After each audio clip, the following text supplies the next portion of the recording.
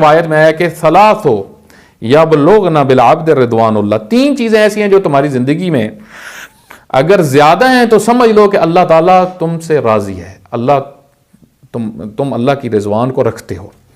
کثرت الاستغفار، زیادہ استغفار کرنا ہے، خدا مجھے معاف کر دے، میرے گناہوں کو معاف کر دے، جس کی زندگی میں زیادہ ہی ہے کثرت استغفار ہے۔ وخفض الجانب، جو متواضع ہے، خضوع کرنے والا ہے، متواضع ہے، متکبر نہیں ہے، متواضع ہے، ایسا انسان بھی سمجھ لے کہ اللہ اس سے راضی ہے، تواضع کرتا ہے۔ وکثرت الصدقہ، جو زیادہ اللہ کی راہ میں صدقہ دیتا ہے، یہ بھی ایک علامت ہے۔